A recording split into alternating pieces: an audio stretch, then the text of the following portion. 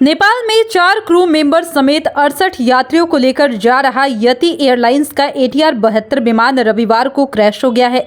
इस हादसे के बाद नेपाल में उड़ानों के जोखिम पर एक बार फिर से चर्चाएं होनी शुरू हो गई है।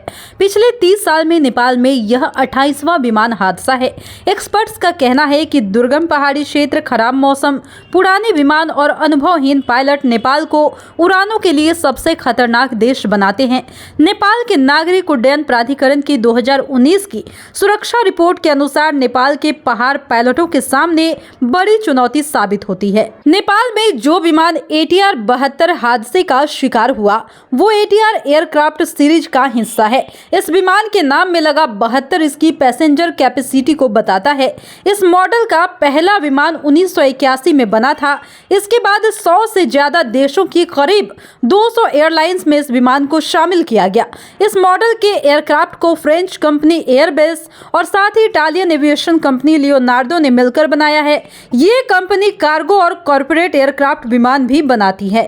नेपाल में उड़ान भरना मुश्किल और खतरनाक होने के कई कारण हैं, जैसे नेपाल की प्राकृतिक बनावट यानी कि पहाड़, पुअर रेगुलेशन यानी खराब नियमन और नए विमानों की कमी विमानों की उड़ान के लिए नेपाल को सबसे खतरनाक देश बनाती है। आइए 5 पॉइंट से समझते हैं कि आखिर यहाँ पर इतने हादसे क्यों होते हैं।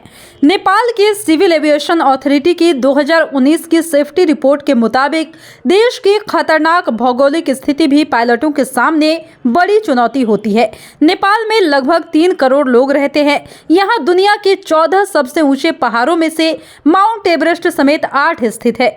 रिपोर्ट के मुताबिक नेपाल का एकमात्र इंटरनेशनल एयरपोर्ट समुद्र तल से 1338 मीटर ऊपर एक सकरी घाटी में है।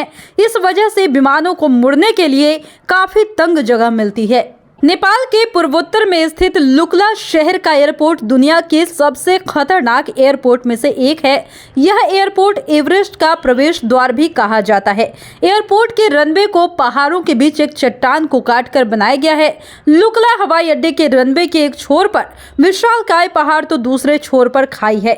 ऐसे में सिर्फ अल्ट्रा ट्रेंड पायलटों को ही इस हवाई अड्डे पर विमान उतारने या उड़ान भरने की इजाजत है। एक छोटी सी भूल भी विमान में सवार सभी यात्रियों की जान ले सकती है। इसके अलावा पहाड़ों में मौसम काफी तेजी से बदलता है, जो विमानों की उड़ान को काफी खतरनाक बनाता है। पल पल बदलते मौसम के कारण पायलटों को विमान को नेविगेट करना मुश्किल हो जाता है, और वो भी तब जब मौसम अचानक से बदल जाए और सामने कुछ भी दिखाई ना दे। साथ ही बर्फबारी से रनवे काफी खतरनाक हो जाता है। इन परिस्थितियों में पायलटों से होने वाली थोड़ी सी भी चूक लैंडिंग को जानलेवा बना सकती है। विमान क्रैश होने की दूसरी वजहों में बेहतर रडार तकनीक की कमी होना भी एक वजह है। इसकी वजह से पायलटों को दुर्गम इलाके और मुश्किल मौसम में नेविगेट करना मुश्किल हो जाता है। पुराने विमानों में मॉडर्न वेदर के रडार नहीं होते हैं।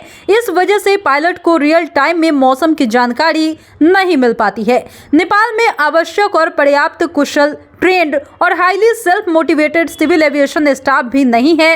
वर्कफोर्स की कमी के कारण कुछ स्टाफ को नियमित ड्यूटी के अलावा भी कई घंटों तक काम करना पड़ता है। देखा जाए तो यह काम की गुणवत्ता को प्रभावित भी करता है। नेपाल की एविएशन अथॉरिटी भ्रष्टाचार के आरोपों से भी घिरी हुई है। 2019 में यूरोपीय एरोस्पेस कंपनी एयरबस ने नेपाल एयरलाइंस कॉरपोरेशन के लिए 2 संकरी बॉडी वाले एयरबस A320 जेट डील के लिए नेपाली बिजनेसमैन और अधिकारियों को 34 लाख यूरो यानी कि 3 करोड़ रुपए की रिश्वत दी थी।